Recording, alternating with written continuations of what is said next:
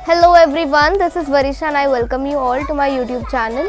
पिछले वीडियो तक हम कवर कर चुके थे हॉर्टिकल्चर क्रॉप्स के बारे में, ठीक है। और आज हम डिस्कस करेंगे नॉन फूड क्रॉप्स, ठीक है। ऐसी क्रॉप्स जो फूड आइटम्स में नहीं आती, फूड से उनका कहीं ना कहीं लेना देना नहीं है, ठीक है। तो नॉन फूड क्रॉप के बारे में पढ़ेंगे। आपकी बुक में एनसीईआरटी में सिर्फ एक ही एग्जाम्पल दिया गया है नॉन फूड क्रॉप का, जो है रबर, ठीक है। तो इसके बारे में हम पढ़ेंगे, स्टार्ट करते हैं। Rubber, it is an equatorial crop but under special conditions, also grown in tropical and सब ट्रॉपिकल एरियाज, ठीक है।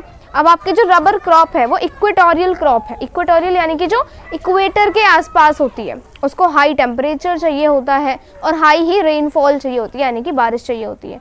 तो ऐसी क्रॉप है रबर जो कि इक्वेटर के अराउंड होती है, इक्वेटर वाले रीजन्स में होती है, ठीक है। और हमारे इंडिया जो है वो नॉर्दर्न हेमिस्फीयर में पड़ता है पूरा, तो इक्वेटर वाला रीजन हमारे इंडिया के अंदर नहीं है, ठीक है। लेकिन ये जो क्रॉप है आपकी, ये सब ट्रॉपिकल और ट्रॉपिकल एरियाज में भी हो जाती है, लेकिन स्पेशल कंडीशंस में, ठीक है। तो मेन इसका फीचर क्या है कि ये इक्वेटोरियल क्रॉप है, लेकिन ये ट्रॉपिकल और सब ट्रॉपिकल एरियाज में भी हो जाएगी, ठीक है, स्पेशल कंडीशंस के अंदर। It requires moist and humid climate with rainfall of more than 200 centimeter and temperature above 25 degree Celsius. अब जो हमारी क्रॉप है रबर, उसको मॉइस्ट और ह्यूमिड क्लाइमेट चाहिए। मॉइस्ट क्लाइमेट यानी कि जब हवा के अंदर आपके बहुत ज़्यादा ह्यूमिडिटी होती है, ह्यूमिड से क्लाइमेट चाहिए, ठीक है, यानी पानी का कंटेंट चाहिए, हम बोल सकते हैं। और इसको बारिश चाहिए 200 सेंटीमीटर से भी ज़्यादा, तो बहुत ज़्यादा एक्सेसिव रेनफॉल इसको चाहिए, ठीक है। And temperature above 25 degree Celsius, और 25 डिग्री सेल्सियस से भी ज़्यादा इसको टेम्परेचर चाहिए, ठीक है। Rubber is an important industrial raw material. Rubber क्या है? एक इम्पॉर्टेंट क्रॉप है। क्यों? क्योंकि ये बहुत सारी इंडस्ट्रीज़ में एज अ रॉ मटेरियल काम आती है, ठीक है। रबर का अगर आप देखो ना, मेन फंक्शन यही है कि रबर को बहुत सारी इंडस्ट्रीज़ में रॉ मटेरियल की तरह यूज़ करते हैं, एक अच्छा सा फाइनल प्रोडक्ट बनाने के लिए। बहुत सारे प्रोडक्ट्स में रबर का यूज़ किया जाता है, लेकिन एज अ रॉ मटेरियल, ठीक है। अब कौन कौन से स्टेट्स हैं जहाँ पर रबर को ग्रोन किया जाता है?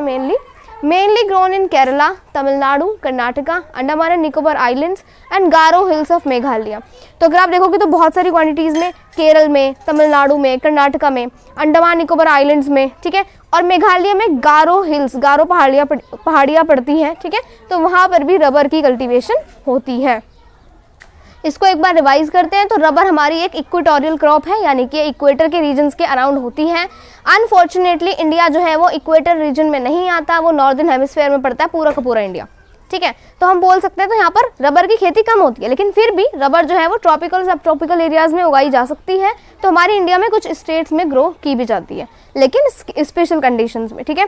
इसको मॉइस्ट सा ह्यूमिडिटी वाला क्लाइमेट चाहिए, और इसको बारिश चाहिए 200 सेंटीमीटर से ज़्यादा की, और 25 डिग्री सेल्सियस से ज़्यादा इसको टेम्परेचर चाहिए, ठीक है। रबर एक क्या है? इंपॉर्टेंट इंडस्ट्रियल रॉ मटेरियल वाली क्रॉप है, यानी कि इसको इंडस्ट्रीज में रॉ मटेरियल की तरह यूज़ किया जाता है वेरियस प्रोडक्ट्स बनाने के लिए। कौन कौन सी स्टेट्स है जहाँ पर इसको ग्रो किया जाता है? केरला, तमिलनाडु, कर्नाटका, अंडमान एंड निकोबार आइलैंड्स और मेघालय की गारो हिल्स है, वहाँ पर रबर की कल्टीवेशन होती है। तो यहाँ पर हमारा ये टॉपिक छोटा सा था, नॉन फूड क्रॉप्स, ये भी कंप्लीट हो जाता है। अब नेक्स्ट वीडियो के अंदर हम कवर करेंगे फाइबर क्रॉप्स। फाइबर क्रॉप्स जैसे कि कॉटन, जूट, जिनसे क्लोथ्स वगैरह बनते हैं, हैंड बैग्स बनते हैं, ठीक है। तो उनके बारे में हम पढ़ेंगे नेक्स्ट वीडियो के अंदर। That's all for today. Thank you so much.